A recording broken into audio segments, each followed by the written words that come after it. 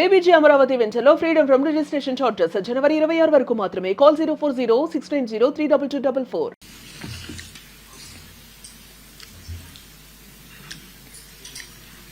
His Excellency,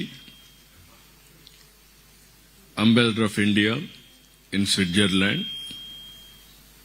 respected Sri Mridul Kumar Garu, గౌరవ మంత్రివర్గ సభ్యులు,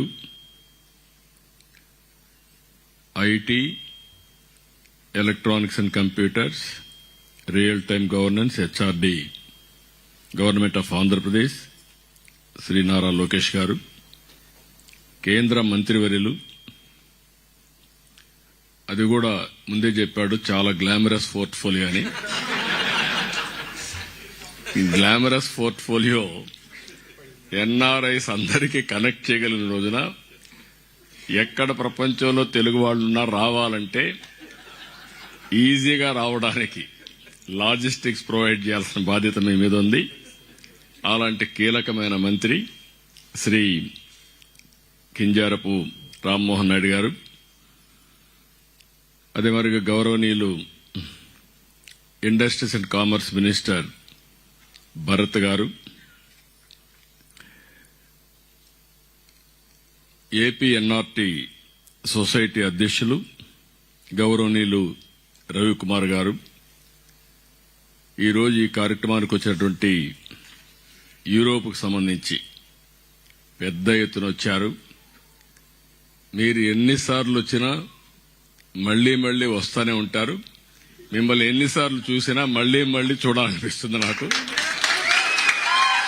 అది అనుబంధం. అలాంటి మిమ్మల్ని ఓసారి చరిత్ర, నేను జురిక్కి 95 నుంచి వస్తున్నా. వరల్డ్ ఎకనామిక్ ఫోరంకు రావాలని ఆలోచించింది మొట్టమొదటి పాలిటీషియన్ నేనే అనుకుంటాను, ఒక చీఫ్ మినిస్టర్గా. అప్పటి నుంచి వస్తే అప్పుడు ఎవరు ఇక్కడ తెలుగు వాళ్లే లేరు, ఇండియన్స్ కూడా తక్కువ ఉన్నారు, అసలు తెలుగు వాళ్ళు లేని పరిస్థితి. అలాంటిది ఈరోజు మిమ్మల్ని చూస్తా ఉంటే విజయవాడలో ఉన్నామా, విశాఖలో ఉన్నామా, తిరుపతిలో ఉన్నామా, ఎక్కడున్నాం అర్థం కాకుండా ఉంది. ఎక్కడ పోయినా మీ అభిమానం చూస్తే నా జీవితంలో ఎన్ని జన్మలెత్తి మీకు సేవ చేసినా మీ రుణం తీర్చుకోలేం. అలాంటి మీ అందరికీ మనస్ఫూర్తిగా అభినందనలు. 20 దేశాల నుంచి వచ్చారు. యూకే, యునైటెడ్ కింగ్డమ్ నుంచి వచ్చారు. జర్మనీ సోదరులైతే ఉదయం నుంచి చూస్తున్న అభ్యాసం వదిలిపెట్టలేదు వాళ్ళు.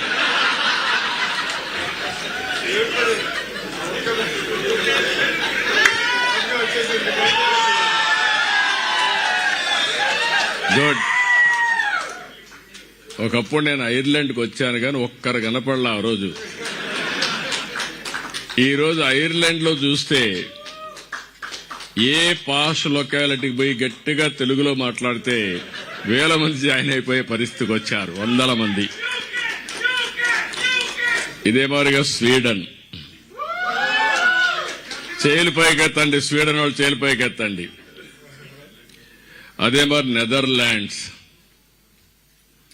Italy, France, Switzerland, Denmark, Norway, Finland, Belgium,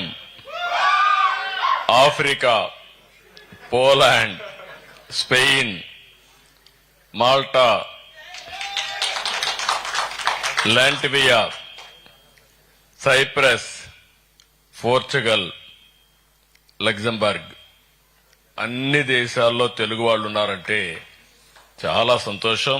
ఇప్పుడే అడిగాను, ఎన్ఆర్టీకి ఎంతమంది మెంబర్షిప్ ఉందంటే 2 లక్షల మంది మెంబర్షిప్ కలిగిన వ్యవస్థ ఎన్ఆర్టీ అని చెప్పి కూడా నేను మీకు తెలియజేస్తున్నాను.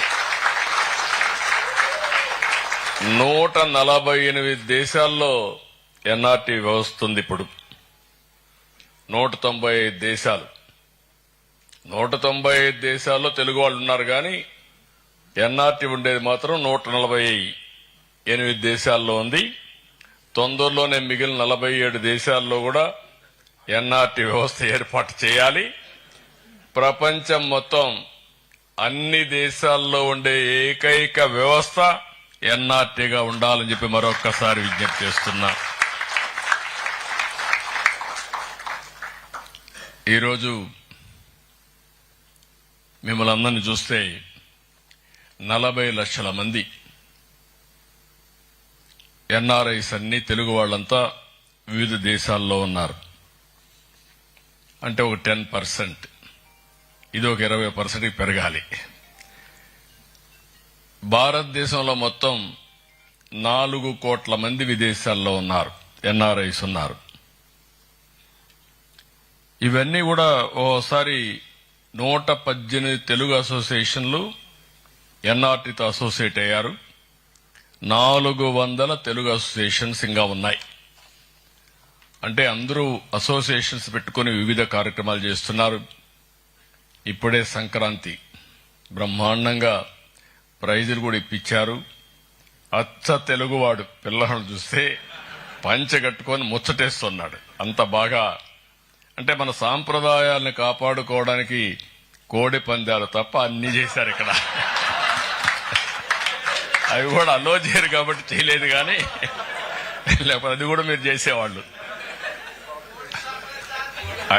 అదే మా జల్లెకట్టు కోడి పందాలు 2 లేవు ఇక్కడ. అందుకని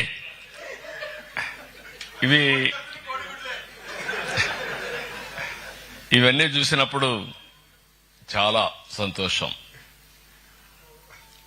25-30 సంవత్సరాల కంటే ముందు 95లో నేను ఒక ఆలోచన, భవిష్యత్తు ఏ విధంగా ఉండబోతుందని ఒక ఆలోచన చేశాను. నాలో ఒక చిన్న పొరపాటు ఉంటుంది, ఎప్పుడు కూడా ముందు ఆలోచిస్తా ఉంటా దూరదృష్టితో. ఆ రోజు నేను విజన్ 2020 తయారు చేశా సమైక్య ఆంధ్రప్రదేశ్కి. అందరూ నన్ను ఎగతాళి చేశారు. 420 అన్నారు, ఈయనకి ఏమీ రాదన్నారు, ఈయన చేసేదంతా వేస్ట్ అన్నారు. ఐటీ అంటే ఐటీని గురించి కూడా ఐటీ తిండి పెడుతుంది అన్నారు. కానీ ఈరోజు మిమ్మల్ని చూస్తే నా ఒక్క పబ్లిక్ పాలసీ, ఐటీని ప్రమోట్ చేయాలనుకున్న నిర్ణయం ఈరోజు ప్రపంచంలో 195 దేశాల్లో తెలుగు వాళ్ళు ఉన్నారంటే అది ఆ రోజు తీసుకున్న ఒక్క నిర్ణయం. ఇలాంటి అనేక నిర్ణయాలు చేశాం. ఎప్పుడు కూడా మీరు గుర్తుపెట్టుకోవాల్సింది, ఒక పబ్లిక్ పాలసీ ఒక డెడ్లీ కాంబినేషన్. పబ్లిక్ పాలసీ చేయడమే కాదు, దాన్ని అమలు చేయాలి, ఎగ్జిక్యూషన్ కూడా చేయాలి. ఈరోజు మీరు ఒక్కసారి చూస్తే ఇండియాకు కొన్ని అడ్వాంటేజెస్. ఒకటి, ఆర్థిక సంస్కరణలు 1991లో ప్రారంభించాం. That is the biggest advantage. అది కూడా ప్రారంభించింది మన తెలుగు బిడ్డ పివి నరసింహరావు గారు. దేశానికి ఒక దశ దిశ నిర్దేశించాం. ఆ తర్వాత మీరు చూస్తే సరే, ఇప్పుడే అందరూ మాట్లాడారు. ఈరోజు ఎన్టీ రామారావు గారు తెలుగు జాతి ఉన్నంత వరకు తెలుగు వారి గుండెల్లో శాశ్వతంగా ఉండే ఏకైక నాయకుడు ఎన్టీఆర్.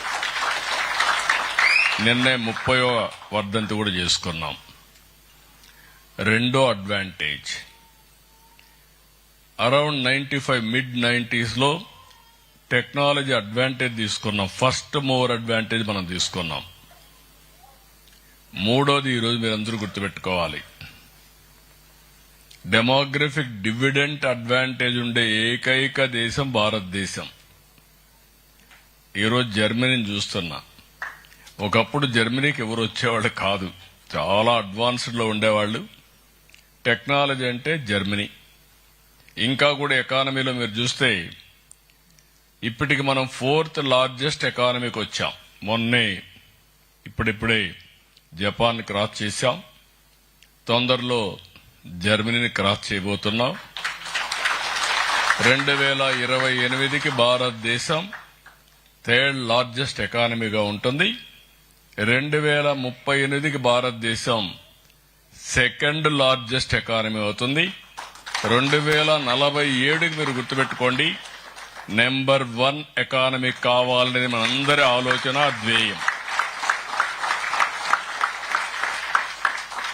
ఇది చూసినప్పుడు ఆ రోజు తీసుకున్న నిర్ణయాలు, ఈరోజు ఇంకొక పక్కన ఇండియాకు ఒక స్ట్రాంగ్ లీడర్షిప్ ఉంది, నరేంద్ర మోడీ. ఈరోజు మీరు ఆ నాయకత్వాన్ని మనం చూసినప్పుడు right time, right leader, right place, that is Narendra Modi as prime minister of India. ఈ అడ్వాంటేజ్ లో ఇప్పుడే మీరు చూశారు, ఒక పక్కన లోకేష్ స్టాన్ఫోర్డ్ గ్రాడ్యుయేట్, నేను తిరుపతి యూనివర్సిటీనే. నరేంద్ర మోడీ గారు మామూలు యూనివర్సిటీనే. అదే మరి పక్కన ఒక ఆయన కూర్చున్నాడు, రామ్మోహన్ నాయుడు, ఆయన పర్డ్యూ యూనివర్సిటీ. ఇంకొక పక్క భరత్ ఉన్నాడు, ఈయన కూడా బాగా చదువుకొని ఇండస్ట్రీ పేరెంట్స్ పెడితే అక్కడి నుంచి వచ్చిన వ్యక్తి. ఈరోజు నేను చేసిన ప్రయోగం మీరు చూస్తే, తెలుగుదేశం పార్టీ శాశ్వతంగా ఉండాలి, 2047కి నెంబర్ 1 కమ్యూనిటీ ఎవ్వరికి అనుమానం అవసరం లేదు, Indians will be number 1 globally by 2047. India will be number 1 by 2047. But Telugu community ప్రపంచంలోనే నెంబర్ 1 కమ్యూనిటీగా ఉండాలని నా ఆలోచన. ఎవరికైనా అనుమానం ఉంటే తీసేయండి మీ మైండ్లో నుంచి, ఇది సాధ్యం కాదని. ఈ రోజు ఉన్నాడు రామ్మోహన్ నాయుడు, 12 ఏళ్ల నుంచి ఎంపీగా ఉన్నాడు. ఈరోజు యంగెస్ట్ కేబినెట్ మినిస్టర్, కేంద్రంలో యంగెస్ట్ కేబినెట్ మినిస్టర్ ఎవరంటే మన రామ్మోహన్ నాయుడు. అదే మరి బాగా చదువుకున్నాడు. ఛాలెంజెస్ అంటున్నాడు, ఛాలెంజెస్ కాదు, ఛాలెంజెస్ ఆపర్చునిటీస్ రెండు ఉంటాయి. గ్లామర్ తో సమానంగా రాళ్లు కూడా పడతా ఉంటాయి. రాళ్లు పడినప్పుడు తప్పించుకొని తిరిగి ముందుకు పోవాల్సిన బాధ్యత మీ మీద ఉంటుంది. ఇంకొక పక్కన చూస్తే ఈసారి నేను సెలక్షన్ లో కూడా సెటిల్ అయిన వాళ్ళు కూడా మీరు చూస్తే, ఇంకొక మంత్రి ఉన్నాడు మన దగ్గర, చంద్రశేఖర్, కేంద్రంలో పెంబసాని, ఆయన richest parliament member in the parliament. ఆయన కూడా మీ మారిగా ఒక ఎన్ఆర్ఐ. నేను ఇచ్చిన పాలసీ అందిపుచ్చుకొని అమెరికాకు పోయి, అమెరికాలో గుంటూరు మిర్చది, అమెరికాకి వెళ్లి అమెరికాలో ఒక ఐటీ కంపెనీ పెట్టి హెల్త్ లో ఈరోజు 1 of the richest parliament member అయ్యారు. ఈరోజు మీ అందరు నేను చూస్తున్నాను, నేను ఎక్కడికక్కడ మీ అందరితో మాట్లాడుతున్నా. ఈరోజు మీరు చూస్తే 25 ఏళ్లకు మునుపు మనం చేసిన ఆలోచన, ఈరోజు ప్రపంచంలో ఏ దేశానికి పోయినా ఆ దేశంలో హైయెస్ట్ పర్ క్యాపిటా ఇన్కమ్ ఎవరంటే దానికి చిరునామా ఇండియన్స్. అందులో 30% తెలుగు వాళ్ళు ఉండడం నేను గర్వపడుతున్నా. హైయెస్ట్ పర్ క్యాపిటా ఇన్కమ్కి వచ్చాం. ఈరోజు రావాల్సింది మీరు వెల్తియెస్ట్ కమ్యూనిటీగా తయారు కావాలి, మోస్ట్ ఇన్ఫ్లుయెన్షియల్ కమ్యూనిటీగా తయారు కావాలని నేను ఆకాంక్షిస్తున్నా. ఇక్కడికి వచ్చినప్పుడు ఫస్ట్ ఆఫ్ ఆల్ మిమ్మల్ని అందరినీ నేను మళ్లీ ఒక అజెండా మీకు ఇవ్వబోతున్నా. ఏదో మంత్రులకే అజెండా కాదు, మీకు కూడా ఒక అజెండా ఉంటుంది. మీరు కూడా అజెండా పెట్టుకొని ముందుకు పోవాల్సిన అవసరం ఉంది. మొట్టమొదటిసారిగా మిమ్మల్ని అందరినీ మనస్ఫూర్తిగా అభినందిస్తున్నా. ఎన్నిసార్లు అభినందించినా తక్కువే అవుతుంది. మొన్న ఎన్నికల్లో ఎక్స్ట్రాడినరీ వర్క్ చేశారు. ఆ రోజు మేము రాష్ట్రం కోసం ఆలోచించాం. నేను ఆలోచించిన తర్వాత జనసేన అధినేత పవన్ కళ్యాణ్ కూడా స్వచ్ఛందంగా ముందుకొచ్చాడు. ఏ మాత్రం కూడా ప్రభుత్వ వ్యతిరేక ఓటు డివైడ్ కాకూడదు, రాష్ట్రాన్ని పునర్నిర్మాణం జరగాలంటే ఇది ఒకటే మార్గం అని ముందుకొచ్చాడు. అదే సమయంలో మేము ముందు చూపుతూ ఆలోచించాం. బీజేపీ కూడా ముందుకొచ్చారు. నరేంద్ర మోడీ గారి నాయకత్వంలో బీజేపీ ముందుకొచ్చి ఎన్డీఏ కూటమి ఏర్పాటు చేశాం. ఆ రోజు మేమందరం ఒకే మాట చెప్పాం. రాష్ట్రాన్ని పునర్నిర్మాణం చేయాలి, పూర్వ వైభవం రావాలి, మళ్లా తెలుగు జాతి ముందుకు పోవాలి. దీనికి సహకరించమంటే మీరు ఎక్కడెక్కడో దేశాల నుంచి ఎవరిని అడగకుండా మీ సొంత డబ్బులు 4-5 లక్షల రూపాయల ఖర్చులు పెట్టి అక్కడి నుంచి ఇంక మినిమం ఓన్లీ రావడానికి పోవడానికి కొంతమంది నెలలున్నారు, కొంతమంది 6 నెలలున్నారు, 3 నెలలున్నారు, 2 నెలలున్నారు, 2 ఏళ్లు ఉన్నారు, కేసులు పెట్టించుకున్నారు మాతో సమానంగా. అల్టిమేట్ గా మీ అందరి త్యాగాల ఫలితం 94% స్ట్రైక్ రేట్తో గెలిచింది మొట్టమొదటిసారి చరిత్రలో.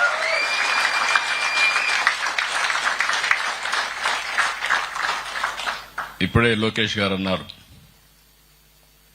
ఆ రోజు అందరూ అడిగారు నన్ను, మీకు అనుభవం ఉంది, మాకు కూడా నమ్మకం ఉంది, కానీ మీరు చేయగలుగుతారా? ఇర్రిపేరబుల్ స్థాయిలో ఉంది. ఇది అసాధ్యమని అందరి అభిప్రాయం. మేము లోపలికి పోతే ఎంత లోతుందో నాకే తెలియదు. 4వసారి ముఖ్యమంత్రి గాని అంత అఘాతంలోకి వెళ్లిపోయింది. వ్యవస్థలన్నీ భ్రష్టు పట్టాయి. ఇంకొక పక్క చాలా సమస్యలు. నేను ఇక్కడ ఎవరిని క్రిటిసైజ్ చేయను, నేను అక్కడనే క్రిటిసైజ్ చేస్తా. కాబట్టి అక్కడి నుంచి మీరు చూస్తే 18 నెలల్లో ఒక చరిత్ర. ఏపీ బ్రాండ్ నెంబర్ 1 బ్రాండ్ గా తయారు చేశాం.